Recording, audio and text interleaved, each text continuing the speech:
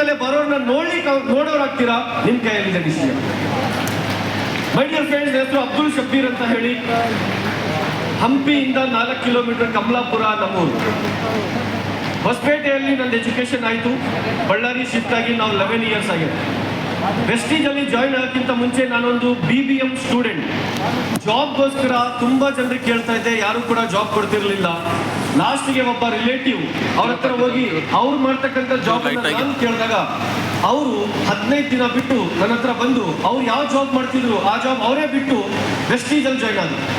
Vestige ಅಲ್ಲಿ join ಆದ್ಮೇಲೆ ನನಗೂ ಕೂಡ ವೆಸ್ಟೀಜ್ ಬಗ್ಗೆ ಹೇಳಿದ್ರು, ನಾನು ಕೂಡ ಜಾಯಿನ್ ಆದೆ. ನಮ್ಮ ಫಾದರ್ಗೆ ರಿಸಲ್ಟ್ ಬಂತು. ರಿಸಲ್ಟ್ ಬಂದಾದ್ಮೇಲೆ ಆಸ್ ಎ ಪಾರ್ಟ್ ಟೈಮ್ ಆಗಿ ವೆಸ್ಟೀಜ್ ನಾನು ಕೆಲಸ ಮಾಡ್ತಾ ಹೋದೆ.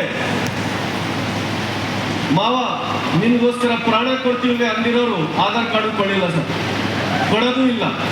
ಈ ಬಿಸ್ನೆಸ್ ಅಲ್ಲಿ ಬರೀ ಜನರಿಗೆ ಹೇಳಬೇಕು, ಜನರಿಗೆ ಕರ್ಕೊಂಡು ಬರಬೇಕು, ಜನರಿಗೆ ಹೇಳಬೇಕು, ಜನರಿಗೆ ಕರ್ಕೊಂಡು ಬರಬೇಕು ಅಂತ ಹೇಳಿದಾಗ ನನಗೆ ಗೊತ್ತಿರ್ತಕ್ಕಂಥ ಜನರಿಗೆ ಫಸ್ಟ್ ಹೇಳಕ್ ಹೋದಾಗ ತುಂಬಾ ಜನ ಏನೇನೋ ಹೇಳಿದ್ರು, ಶಬ್ಬೀರ್ ಹುಚ್ಚ ಹಾಕಿದ್ದಾನೆ ಅಂತಂದ್ರು.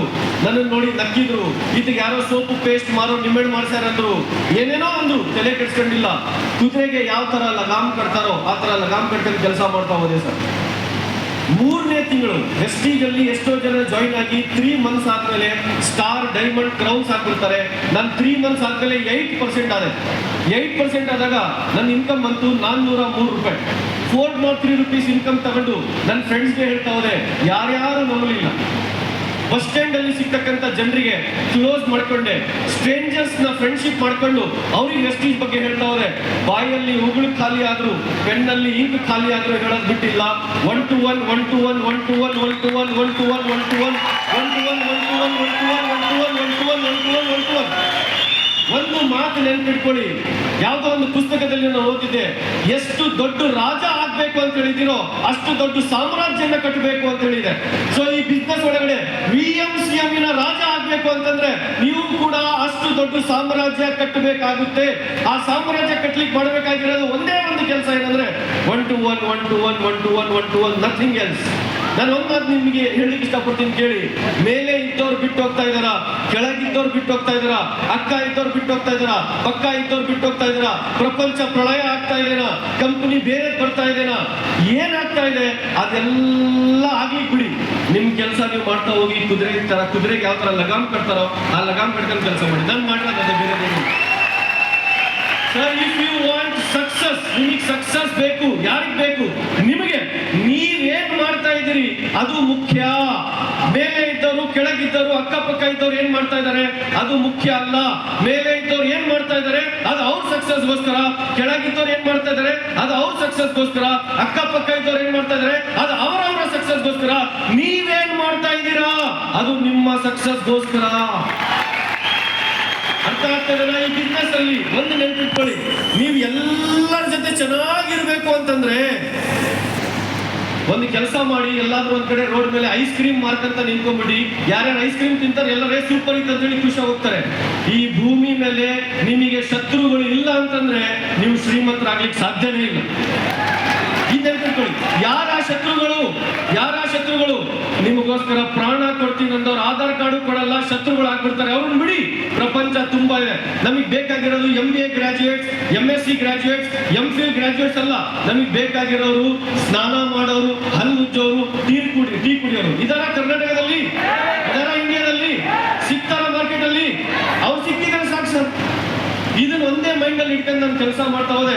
403 rupees ನಂದು ಸ್ಟಾರ್ಟಿಂಗ್ ಚೆಕ್. ನನ್ನ ಹೈಯೆಸ್ಟ್ ಚೆಕ್ ವೆಸ್ಟೀಜ್ ಅಲ್ಲಿ ನಾನು ಸಿಂಗಲ್ ಮಂತ್ ತಗೊಂಡಿರೋದು.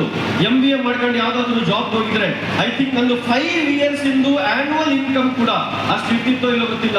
But single month check Vestige ನನಗೆ ಕೊಟ್ಟಿರೋದು 14,18,605 rupees. ಇದು ನನ್ನ highest check.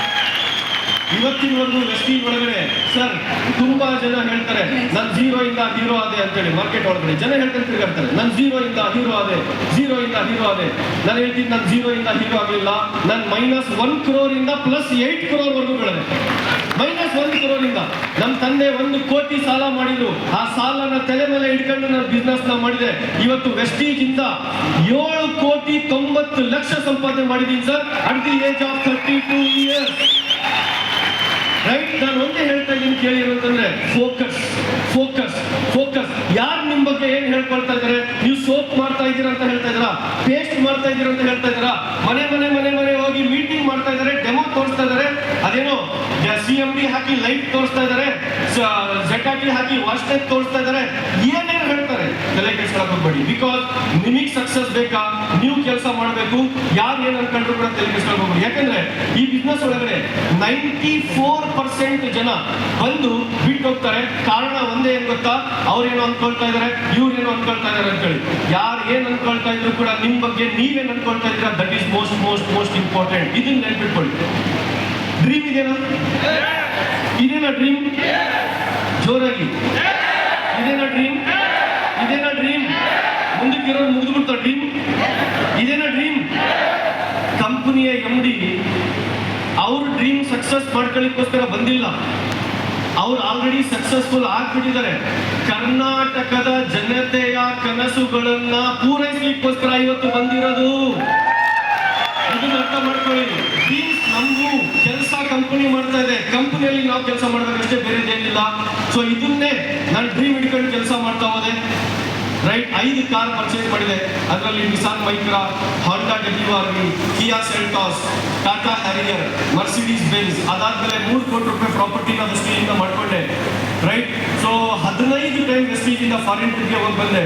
So thousands of people ಟೀಮಲ್ಲಿ ಥೌಸಂಡ್ಸ್ ಆಫ್ ಮನಿ ದುಡಿತಾ ಇದ್ದಾರೆ. ನನ್ಗೆ ಒಂದೇ ಒಂದು ಫೋಕಸ್ ಈಗ ಏನು ಅಂತಂದ್ರೆ, ಆ 1000 VMCM ಅಂತ ತಂದಿದಾರಲ್ಲ, ಬೈ 2030 ನಮ್ಮ ಟೀಮಿಂದ 25 VMCM ಗಳಾದ್ರೂ ಇರಬೇಕು. That is my dream. ಅದು ನಮ್ಮ ಡ್ರೀಮ್. ಆಗ್ಲಿಕ್ಕೆ ರೆಡಿದ್ದೀರಾ? ಆ 1000 VMCMs ಅಲ್ಲಿ 250 VMCM ಕರ್ನಾಟಕದಿಂದ ಆಗಕ್ಕೆ ರೆಡಿದ್ದೀರಾ? ಪಕ್ಕಾನಾ? ಈ ಎನರ್ಜಿ ಸಾಕಾಗಲ್ಲ. ರೆಡಿದ್ದೀರಾ? ಮಾಡಲ್ವಾ? ಅಗೇನ್ ರೆವಲ್ಯೂಷನ್ ಕ್ರಿಯೇಟ್ ಮಾಡಲ್ವಾ? Thank you so very much. God bless you all. Wish you well. Thank you.